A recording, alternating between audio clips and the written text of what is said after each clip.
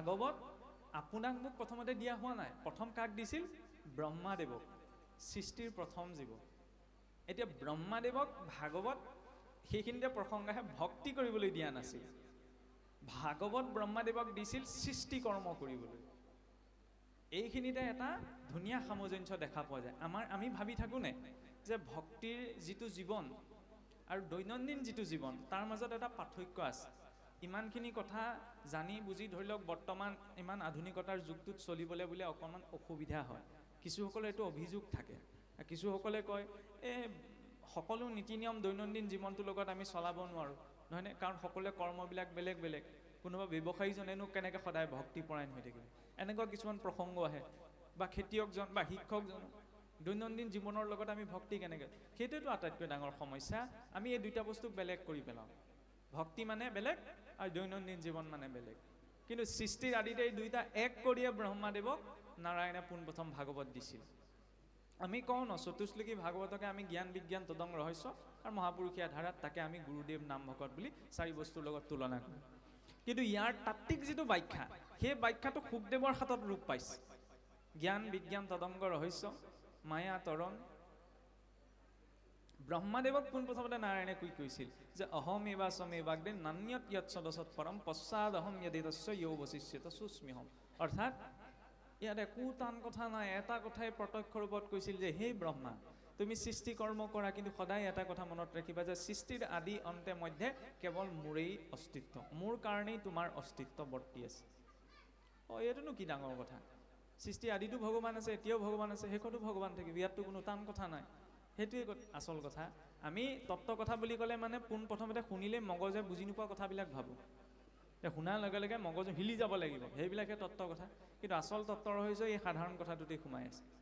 আমি গম পালোঁ, আমাৰ মনতো থাকিলে যে সৃষ্টিৰ আদি মধ্যে অন্তে ভগৱন্তই আছে, কিন্তু তাক আমি চেতনাৰে কোনোবাখিনিত গ্ৰহণ কৰিব পৰা নাই। যদি চেতনাৰে গ্ৰহণ কৰিব পাৰিলোহেঁতেন, তেতিয়া চাওক খোৱা বোৱা বাক্য বচন কৰিব লাগে নালাগে এইবিলাকৰ কাৰণে বিধি বিধান বনোৱাৰ প্ৰয়োজনীয়তাই নাথাকিলেহেঁতেন। সকলো সময়তে আমাৰ মনত নাথাকে। কাৰোবাক কিবা এটা কওঁতে আমি কেতিয়াবা পাহৰি যাওঁ যে মই তেওঁক এইষাৰ এনেকৈ কৈছোঁ, হয়, কিন্তু ভগৱন্তৰ নিৰীক্ষণত মই আছোঁ। আজি আপোনাক মই বেয়াকৈ কিবা এটা কৈছোঁ, কাইলৈ মইতো সেইটো প্ৰত্যক্ষ ফলটো ভুগিব লাগিব। হ'ব আৰু একো নাই বুলি কিবা এটা মুখত দিছোঁ, হয়, কিন্তু সেইখিনি সময়ত মই পাহৰি যাওঁ যে ভগৱন্তৰ দৰ্শনত মই আছোঁ, নহয়নে? কথাষাৰ একেবাৰে সহজ, কিন্তু সকলো সময়তে তাৰ প্ৰতি আমাৰ চেতনাটো জাগ্ৰত হৈ নাথাকে। কাৰণ আমাৰ শুই থকা, আমি এনাস্থেচিয়া লৈ থৈছোঁ, ক'ৰ পৰা চেতনা জাগ্ৰত হ'ব? এনাস্থেচিয়া লৈ থাকোঁতে আপোনাক কাটিলেও গম নাপায় নহয়। আমাৰো ঠিক অৱস্থাটো তেনেকুৱা। জানোতে আমি সকলো জানো। ভাগৱত এতিয়া আপোনাক চাওকচোন, ঈশ্বৰৰ প্ৰতি ভকতি আছে কাৰণেতো ইয়াত বহি আছেহি। ভকতি নথকাকৈ ইয়াত কোনো বহি থকা সম্ভৱ নহয়। মই আপোনাক ভক্তি কি, ভকতি কেনেকৈ কৰিব লাগে বুজোৱাৰ কোনো প্ৰয়োজনীয়তা নাই, নহয়নে? যিজন ব্যক্তিৰ চেতনা যিমানটো স্তৰ পাইছে, সেইজনে সেই চেতনাৰ আধাৰতে ঈশ্বৰমুখী হৈ আছে। মই আপোনাক পৰিৱৰ্তন কৰিব নোৱাৰোঁ, আপুনি মোক পৰিৱৰ্তন কৰিব নোৱাৰে। আপুনি আপোনাৰ নিজৰ দৃষ্টিকোণ অনুসৰিয়ে নিজৰ জীৱনটো পালন কৰিব, নহয়নে? সকলোৱে সকলো কথা জানে, সকলোৱে সকলো কথা বুজে। খালি আমাৰ কি হয়, তেতিয়াহ'লে এই কথাবিলাক বাৰে প্ৰতি কৈ থকা কিয় প্ৰয়োজন? টিভিত একেটা এডভাৰটাইজকে বাৰে প্ৰতি কেলৈ দেখুৱাই দিয়ে? এটা এডভাৰটাইজ আপোনাৰ এসপ্তাহ দিয়া বন্ধ কৰি দিয়কচোন, সেই প্ৰডাক্টটোক মানুহে পাহৰি থাকিব। আমি খুব পাহৰোঁ নহয়, কালি ভাতকেইটা কিহে খালে বুলি ক'লে আমি ক'ব নোৱাৰোঁ। আজি গধূলি সময়ত কি খাই আহিলোঁ সেইটোকে মই পটককৈ সুধিলে ক'ব নোৱাৰোঁ, নহয়নে? সেইকাৰণে বাৰে প্ৰতি মানে কথাবিলাক কৈ থকাটো প্ৰয়োজন, পাগুলি থকা প্ৰয়োজন। সেইকাৰণে আমাক ক'লে যে বাৰে বাৰে আলোচনা কৰা কথা একেখিনিয়ে। ভাগৱতৰ ক'ত কি আছে আজি ইমান দিনে শুনি শুনি প্ৰায় সকলোৰে মনত এটা সম্যক ধাৰণা আছে, নহয়নে? নতুন কথা বুলিবলৈ একো নাই। সকলো এই আজিৰ পৰা 1000 বছৰ আগতে ব্ৰহ্মাক যিখিনি কৈছিল সেই একেখিনি কথাই আছে। শুকদেৱে ৰজা পৰীক্ষিতক যিখিনি কৈছিল একেখিনিয়ে আছে। কিয় বাৰে প্ৰতি শুনিবলৈ কৈছে? কাৰণ বাৰে প্ৰতি শুনোতেহে কাম কৰিবলৈ। তেতিয়াহ'লে সদায় কি আমি অনুষ্ঠান পাতিম নি? সদায়তো অনুষ্ঠান পতা সম্ভৱ নহয়। সেইকাৰণে ঘৰখনত শুনাৰ ব্যৱস্থা কৰিব লাগিব, নহয়নে? মহাপুৰুষে বৰ দীঘলীয়া চিন্তা কৰিছিল, কাৰণ জানে এইসোপা মানুহক ৰাম বোলাবলৈও টান। এতিয়াহে ৰাম ৰাম কৃষ্ণ কৃষ্ণ, 500 বছৰ আগতে ৰাম কৃষ্ণ কোন এখন অসমত কোনেও চিনি নাপায়, নহয়নে? আজিওতো কিছুসকলে কল্পনা বুলি কয়হে পাৰিলে, উপায় নাই আৰু। বাৰু সেইখিনি বেলেগ দিশ। য'ত ৰামকৃষ্ণক চিনি নাপায় সেইখিনি মানুহক যেতিয়া ৰামকৃষ্ণৰ সংস্কৃতি দিবলগীয়া হৈছিল কিমান কঠিনতা সন্মুখীন হ'ব লগা হৈছিল নহয়নে? সেইকাৰণে কি কৰিলে, গোটেই প্ৰতিটো কামত ভক্তিৰ ধাৰাটো সোমোৱাই দিলে। গোষ্ঠটো লওঁতেও গুৰুক দিম, ভকতক দিম, নহয়নে? বনাওঁতে এতিয়া চাবচোন বৈষ্ণৱ পৰম্পৰাবিলাকত কি হয়, মানে উত্তৰ ভাৰতীয় দক্ষিণ ভাৰতীয় যিবিলাক বৈষ্ণৱ পৰম্পৰা আছে তাত কি হয়, যেতিয়া মানে অন্নমুঠি বনোৱাৰ পিছত আপোনালোকে দেখা পাব পাৰে টিভিয়ে চিভিয়ে এই মন্দিৰবিলাকত কি হয়, প্ৰথমতে বনোৱাৰ পাছত তাক নি ভগৱানৰ ওচৰত অৰ্পণ কৰেগৈ। দেখিছেনে? আমাৰ ধৰি লওক ভাত মুঠি বনাই পেলাই তেনেকৈ অৰ্পণৰ ব্যৱস্থাটো সাধাৰণতে নাই। কিয় নাই বাৰু জানেনে? মই খুহুতীয়াকৈ কৈছোঁ, বনাওঁতে গোন্ধ পালে ভগৱানক অৰ্পণ কৰিলে পাহৰি থাকিবও পাৰে। আমাৰ গতি তেনেকুৱা কিবা এটা হয়, নহ'লেনো বনাই থাকোঁতে অকণমান হাতত লৈ পেলাই খালে, টেষ্ট কৰি চালেহেঁতেন নে? সেইটোতো অৱশিষ্ট হ'ল, উচিষ্ট হ'ল। আমি ক'ব পাৰোঁ, সাধাৰণ মানুহ এজনে ক'ব সেইটোনো কি ডাঙৰ কথা হ'ল, বনাওঁতে নিমখ হ'ল নে নাই হোৱা টেষ্ট কৰি চালে যেনিবা। চাবলৈ গ'লে তাত একো ডাঙৰ কথা নাই হয়, কিন্তু আমি সদাচাৰী জীৱ নহয়নে? যেতিয়া গৃহস্থত নালাগে, ভক্তসকলক নালাগে বা বাকীসকলক নালাগে, তাৰ আগতে যদি মই নিজে টেষ্ট কৰি চাইছোঁ তেতিয়াহ'লে এইটো উচিষ্ট হ'ল। মাহ প্ৰসাদকেইটা শৰাইখনত দিয়ালৈকে আমি মাহ প্ৰসাদ বুলি কৈ থাকোঁ, ক্ষমা কৰিব বুট মগু বুলি কৈ থাকোঁ, বা ধৰি লওক তাক আমি নৈবেদ্য বুলি কওঁ। যেতিয়া শৰাইখনৰ পৰা বিসৰ্জন হয় তেতিয়াহে প্ৰসাদ বুলি কওঁ, আকস্ম প্ৰসাদ নকওঁ ন। কিয়? ঈশ্বৰৰ উচিষ্টই প্ৰসাদ। কিন্তু মানুহে যদি গ্ৰহণ কৰি দিয়ে তেতিয়াহ'লে এইটো চোৱা হৈ যায়। ঈশ্বৰক দিলে পৰিৱৰ্তন নহয়, ঈশ্বৰ পূৰ্ণ গ্ৰহণ কৰাৰ পাছতো তাত মগুমাহ এটাও লৰচৰ নহয়, নহয়নে? কিন্তু মানুহে খাই দিলে, চুই দিলে চোৱা হৈ যায়, হয়নে নহয়? জীৱাত্মা আৰু পৰমাত্মাৰ মাজত সেইখিনিতে পাৰ্থক্য। আমি অপূৰ্ণ, কিন্তু পৰমাত্মা ঈশ্বৰ কৃষ্ণ হৈছে পূৰ্ণ।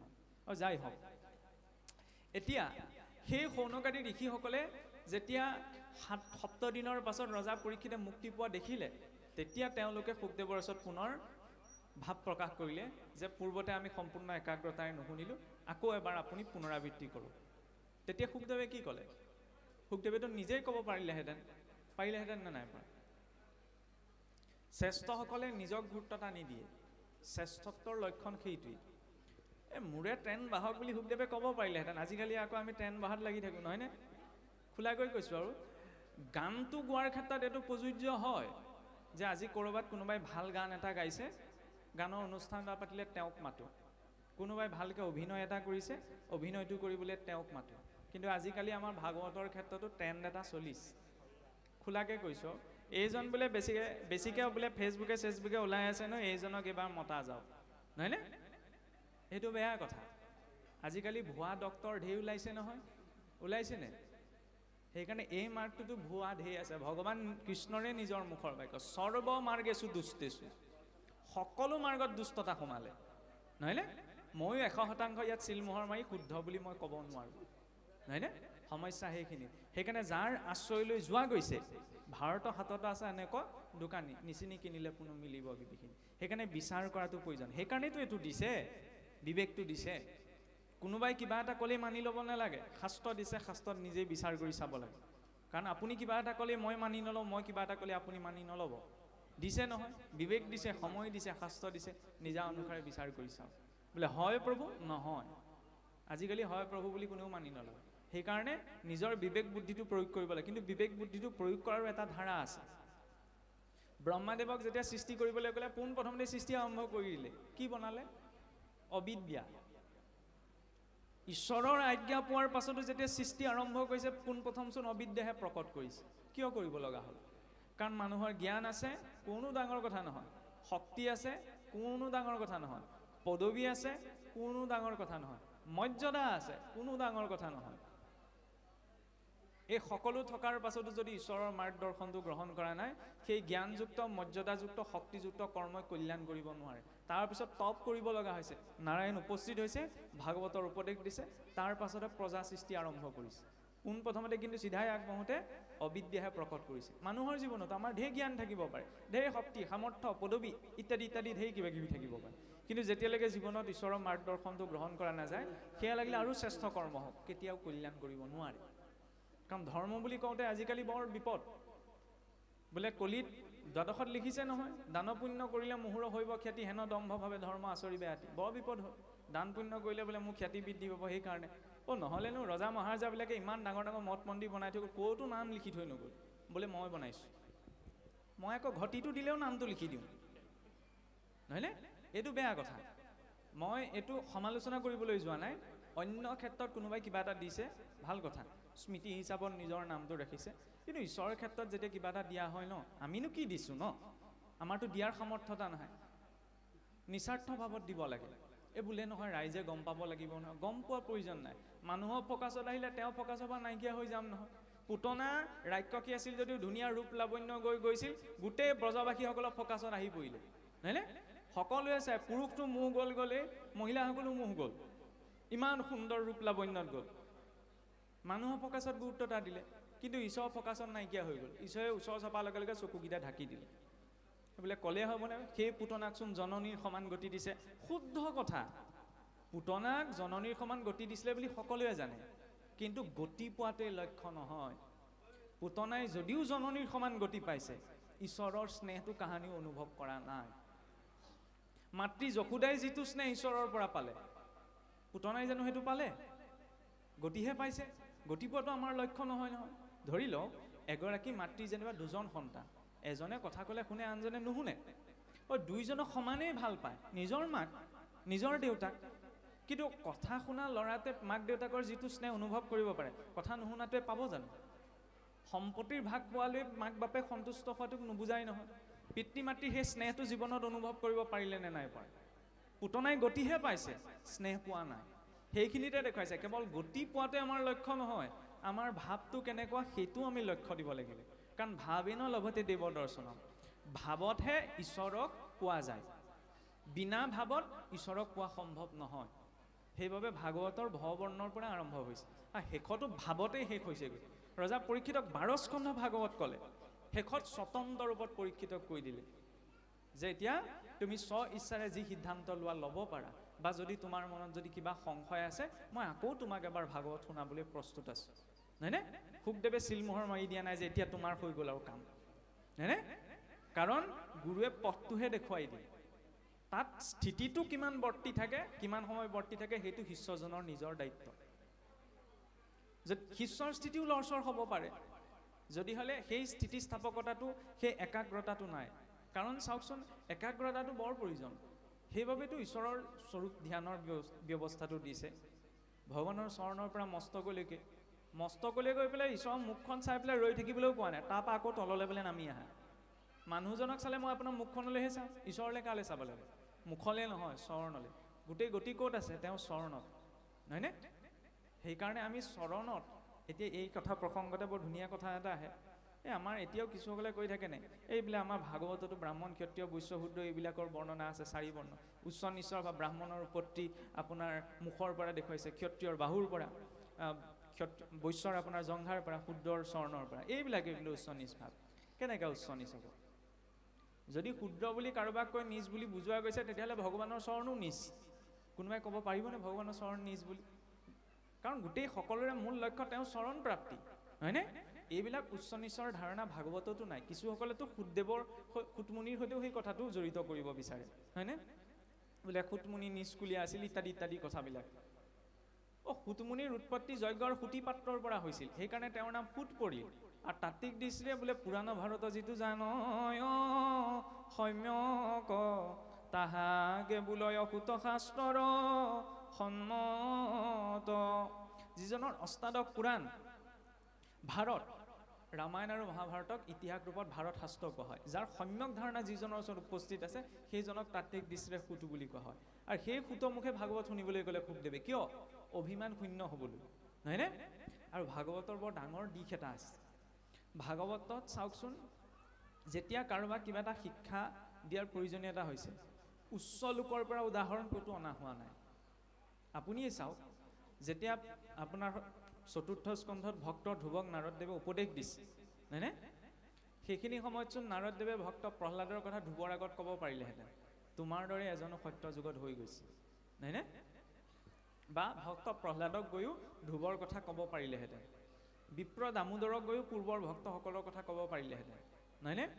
বা ধৰি লওক ৰজা অম্বৰীষক গৈও ক'ব পাৰিলেহেঁতেন যে হে মহাৰাজ, পূৰ্বতে প্ৰহ্লাদ ধ্ৰুৱ আদি শিশুসকলেও ইমান উচ্চ ভক্তি কৰি গৈছে, নহয়নে? উচ্চ পৰ্যায়ত, কিন্তু কোৱাগেই নাই।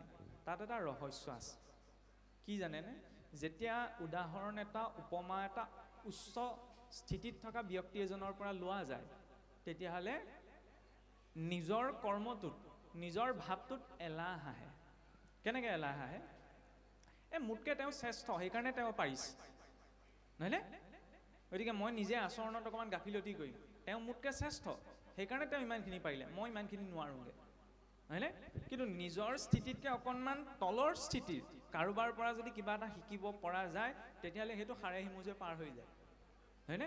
জ্ঞানীজনৰ পৰা মই কিবা এটা শিকিলে, তেওঁ জ্ঞানীয়ে, শাস্ত্ৰ চৰ্চা কৰে কাৰণে কৈছে আৰু তেওঁৰ পৰা শিকিলোঁ, এই কথাটো ইমান মানে প্ৰভাৱ নেপেলায়। বাটত বহি থকা ভিক্ষাৰী এজনৰ পৰা যদি কেনেবাকৈ কিবা এটা কথা শিকি আহিবলৈ লগা হয়, সেইটো সপোনতো মনত পৰে যে ভবাই নাছিলোঁ ভিক্ষাৰীজনেও যে এনেকুৱা জ্ঞান থাকিব পাৰে, হয়নে নহয়? সেইকাৰণে একাদশত গুৰু বৰ্ণনা কৰিবলৈ যাওঁতে 24জন গুৰু বৰ্ণনাত পিংগলা বেশ্যালৈকে বৰ্ণনা আহিছে। কম ডাঙৰ কথানে? অন্য কোনো শ্ৰেষ্ঠ লোকৰ বৰ্ণনা অহাই নাই। ভাগৱতৰ দৰ্শনটো কিমান গভীৰ চাওকচোন। শিকো বুলি ক'লে আটাইতকৈ অপবিত্ৰ স্থানৰ পৰাও কিবা এটা শিকিব পাৰি, যদিহে গ্ৰহণশীলতাটো নিজৰ ভিতৰত থাকে। ভাগৱত ভক্তিয়ে ব্যক্তিজনক ইমান বিনয়ী কৰে যে সংসাৰে যাক অপবিত্ৰ বুলি ভাবি আছে, তেওঁৰ পৰাও কিবা এটা শিকিব পৰা যায়, নহয়নে? ইয়াত উদাহৰণ দিবলৈ যাওঁতেও শুকদেৱে অন্য কোনো শ্ৰেষ্ঠ ঋষিমুনিৰ কথাও ক'ব পাৰিলেহেঁতেন, কিন্তু নাই কৰা। সুতমুনি একেবাৰে চুকত বহি আছিল, নহয়নে? তেওঁ একো নাজানে বুলি ভাবিছিল, অভিমান শূন্য হৈ সেই সুতমুনিৰ আশ্ৰয়লৈ যাবলৈ ক'লে। আৰু সেই সুতমুখীটো নৈমিষাৰণ্যত প্ৰথম সত্ৰৰ আৰম্ভণি, তাৰ পৰাই আমাৰ এই 12 স্কন্ধ ভাগৱতৰ কথাৰ পৰম্পৰা আৰম্ভ। আৰু সেই সুতমুনিৰ ওচৰত সৌনকাদি ঋষিসকলৰ যেতিয়া প্ৰথম স্কন্ধতে দেখুৱালে কি? জিজ্ঞাসা, নহয়নে? জিজ্ঞাসাটো আহিলেতো নহ'ব, আশ্ৰয়লৈ যাব লাগিব। ব্যাস নাৰদৰ সংবাদৰ জৰিয়তে কি দেখুৱালে? আশ্ৰয়। জ্ঞানৰ একেবাৰে শীৰ্ষস্তৰত থকা ব্যাসদেৱেও এজন শুদ্ধ ভক্তৰ আশ্ৰয়লৈ যাব লগা হৈছে, তেতিয়াহে তেওঁ ভাগৱত পাইছে। কাৰণ প্ৰথম ভক্ত কৃপা, তাৰ পাছতহে গুৰু কৃপা, তাৰ পাছতহে ইষ্ট কৃপা। আশ্ৰয়লৈ গ'লেই নহ'ব, তাত বিশ্বাস লাগিব। সেইবাবেই নাৰদদেৱৰ উপৰি জন্মৰ কথা, যে দাসীপুত্ৰ হৈ ঈশ্বৰ ভক্তি আচৰণ কৰি কিমান উচ্চ স্থিতি জীৱই প্ৰাপ্ত কৰিব পাৰে। আৰু সেই আশ্ৰয়লৈ যাওঁতে, সেই বিশ্বাস কৰিবলৈ যাওঁতে কিবা এটা পোৱাৰ ভাৱনাটো যে মনত প্ৰকট নহয়, তাৰ বাবে অশ্বত্থামাৰ প্ৰসংগ, যে গুৰুপুত্ৰ হোৱাৰ পাছতো ৰাজ্য লোভত কৰাৰ বাবে, লোভটো সেইকাৰণে মূৰত যদি উঠি যায়, ধৰ্ম মাৰ্গত মোৰ কথা চবে শুনিব, মই সন্মানিত হ'ম, এই ভাৱত যদি মই ধৰ্ম মাৰ্গলৈ আহিছোঁ, তেতিয়াহ'লে সেইখিনিতে গুৰুপুত্ৰ হোৱাৰ পাছতো স্বয়ং মহাদেৱৰ অংশ অশ্বত্থামা, কিন্তু গতিটো কি হ'লগৈ সকলোৱে জানে। মূৰৰ ওপৰত উঠাই ল'লে যে মই গোটেই পাণ্ডৱৰ গোটেই বংশটো নষ্ট কৰিব পাৰিলে ধন সোণ সা সম্পত্তি ধেৰ দিব। তাৰ বিপৰীতে ভক্তজনৰ ভাৱটো কি হয়? দ্ৰৌপদীৰ দৰে, নহয়নে? কম ডাঙৰ কথানে? নিজৰ হত্যা কৰা 5জন পুত্ৰক সেই ব্যক্তিজনক ক্ষমা কৰি দিছে, যে এওঁক হত্যা কৰিবলৈ দিলে আজি তেওঁৰ মাতৃয়েও মোৰ দৰে বেদনা অনুভৱ কৰিব বুলি। কম ডাঙৰ কথা। আমাক কাৰোবাক ঢকা এটা দি চাওকচোন, কাক ঢকা দিলে আমি দেখুৱাই দিম, হয়নে? গতিকে ভক্তি মানে আপোনাৰ ভাৱে কি ভাবে নাজানো, কিন্তু এইটো মোৰ ব্যক্তিগত ভাৱ বুলিয়ে মই কৈছোঁ। মই নাভাবোঁ ভক্তি সৰু বা সহজ বস্তু বুলি। ক'লেই ভক্তি উপজা সম্ভৱ নহয়। কৃষ্ণ বুলি ক'লে ভক্তি নোপজে, তাৰ বাবে প্ৰস্তুত হ'ব লাগিব। আমি যেতিয়া নিজেই কৈ আছোঁ বোলে যাৰ আছে পুণ্য অসংখ্যাত সিহে পাতে কৰ্ণ হৰি কথাটো, কেৱল শুনি থকাটোৱে নুবুজাই নহয়। শ্ৰৱণ এনেকৈ নহয়, প্ৰত্যক্ষ শব্দ কৰ্ণই যদি স্পৰ্শ কৰা নাই, তেতিয়াও তেওঁ শ্ৰৱণৰ ফলটো পাব লাগিব। নহ'লে 28,000 ঋষিয়ে কেনেকৈ শুনিছিল আপুনিয়ে ভাবি চাওক। বক্তা এজনহে, তেতিয়াৰ দিনত মাইক্ৰফোনো নাছিল। এজন সুতমুনিয়ে কওঁতে 28,000 ঋষিয়ে শুনিছে, কাৰণ শ্ৰৱণ শাব্দিক স্তৰত কৰা নাযায়। ভাগৱতৰ দৃষ্টিৰে আন্তৰিক স্তৰত কৰা যায়। মই নামঘৰলৈ আহিলোঁ, ভাগৱত পঢ়ি আছে, মই ধৰি লওক গুৰুত্ব এটা দিয়া নাই, তাৰ শ্ৰৱণৰ ফলটো মই নাপাওঁ। কোনোবা এজন নামঘৰলৈ আহিব বিচাৰিছে, কিবা কাৰণত তেওঁ নামঘৰলৈ আহিব পৰা নাই, কিন্তু তেওঁৰ মনটো ইয়াত আছে। ইয়াত কি আলোচনা হৈছে, কি পতা হৈছে, কি পাঠ হৈছে, তেওঁ তাত নুশুনিলেও ইয়াত হোৱা শ্ৰৱণৰ ফলটো তেওঁ তাত বহি বহি পাব, যদি তেওঁ মানসিকভাৱে মনটো ইয়াত আছে। সেইবাবে আমাৰ চাবচোন এই তিনিওটা বস্তু আগতীয়াকৈ কোৱা হয়, কায় মনোবাক্যে। মানে এটা আহিলেই নহ'ব, তিনিওটা সমানে আহিব লাগিব। কায় মানে শৰীৰটো, বাক্য মানে মুখেৰে কি কোৱা হৈছে, লগতে মনটো। আৰু শৰীৰটো বাক্য এই দুইটা অহাৰ পাছতো যদি মনটো নাহে, তেতিয়া সেইটো মিথ্যাচাৰ বুলি কোৱা হৈছে। কাৰণ মনেৰে যিটো চিন্তা হৈছে সেই অনুৰূপতে গতি পাব।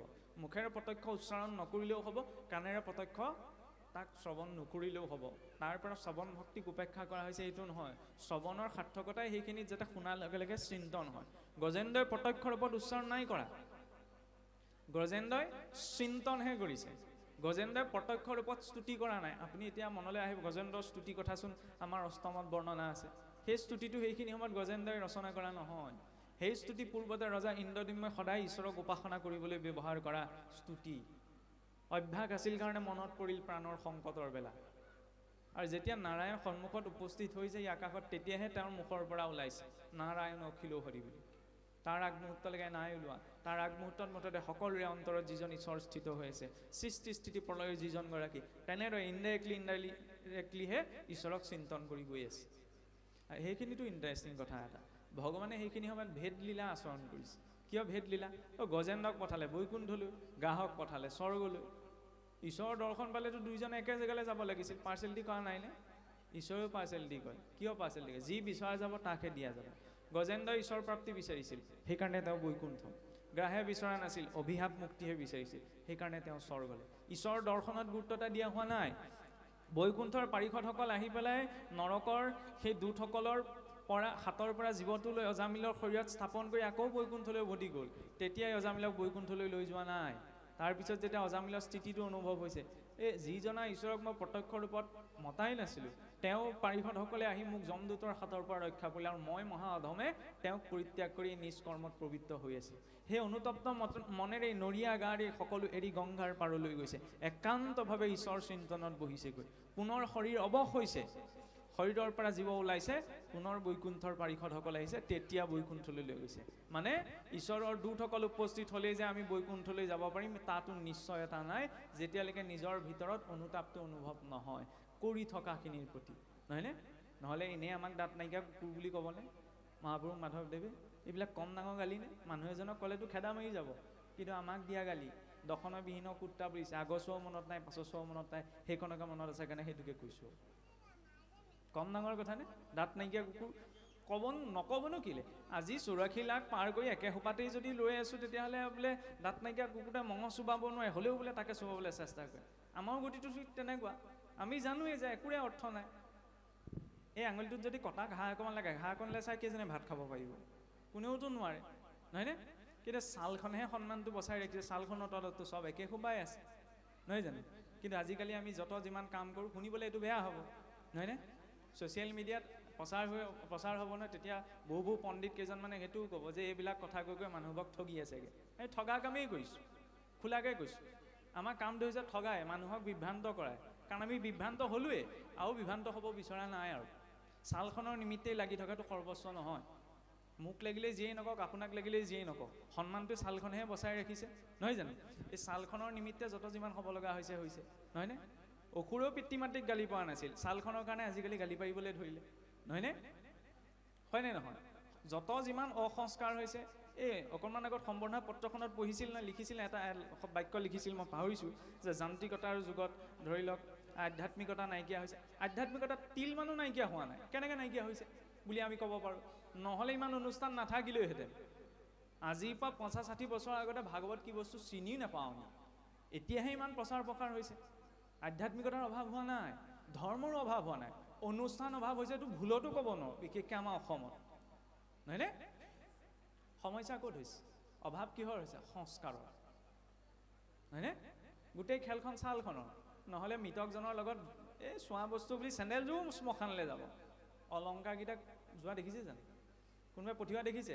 তাত ভেদভাৱ নাই। কিন্তু মৃতকৰ যে অলংকাৰকেইটা খুলি থ'ব লাগে, সামাজিক সম্প্ৰদায় সংস্থা যিয়েই নহওক, অসমতেই হওক, উত্তৰ ভাৰততে হওক, দক্ষিণ ভাৰততে অন্য ক'ৰবাতে হওক, সেইবিলাকৰ ক্ষেত্ৰত কিন্তু নীতি নিয়মবিলাক একেই। য'ত লাভ আছে তাত নীতি নিয়ম একেই, য'ত লাভ নাই তাত নীতি নিয়ম বেলেগ বেলেগ। মানে আল্টিমেটলি আমি গোটেই সংসাৰীসকলে যিটো কৰি আছে, ধৰ্মৰ নামতো আমাৰ কেতিয়াবা সেইখিনিকে কৰি থকা হৈ আছে। গতিকে মানে অকণমান বহল দৃষ্টিভংগীৰে কিছু কথা চোৱাৰ সময় এই কোনো। কাৰণ আজি মোৰ ওচৰত যদি মোৰ এই শৰীৰটোৰ পৰা ছালখন এৰুৱাই দিলে, আপোনালোকে ইয়াত বহি নাথাকে, থাকিব নে নাথাকে? আপোনাৰ ছালখন এৰুৱাই দিলে মই আপোনাৰ ওচৰলৈ যাম নে নাযাম? শুনিবলৈ বেয়া হৈছে, স্বাভাৱিক কথা, মনত ভাবিবও পাৰে। ভাগৱত ক'বলৈ মাতিছিলে, এইজনে ক'ৰ পৰা কি কথা গাইছে, গোৱাৰ প্ৰয়োজনীয়তা। কাৰণ অজামিলে গতি পালে, গজেন্দ্ৰই মুক্তি পালে, এইবিলাক সকলোৱে জানে, আৰু বেলেগকৈ বুজোৱাৰ প্ৰয়োজনীয়তা নাই। বাস্তৱতাটোক বেছি কটু হয়, তিতাটো খাব লাগিব। বেছিকৈ মিঠা খালে ডায়েবেটিছো হ'ব, তিতাত বেছিকৈ খালে ডায়েবেটিছ নহয়। বেমাৰো নহয়, স্বাস্থ্যৰ কাৰণে ভাল। এইটো তিতা। কাৰোবাক কিবা এটা কথা ক'বলৈ যাওঁতে যাতে ছালখন নাচাওঁ। সংবিধানে নিয়মো বনালে ছালখনৰ আধাৰত বিধি বিচাৰ নহয় বুলি, হ'লেওতো আমি ছালখনক চাওঁ, নহয়নে? প্ৰেম ভাল পোৱাৰ নামত আমি যিবিলাক কওঁ, আৰু দোহাই দিয়ক এয়া প্ৰকৃত প্ৰেম, প্ৰকৃত ভাল পোৱা, আল্টিমেটলি আমাৰ ছালখনেই লক্ষ্য, নহয়নে? আৰু সেইবিলাকেই হৈ আছে। কিয় হৈ আছে?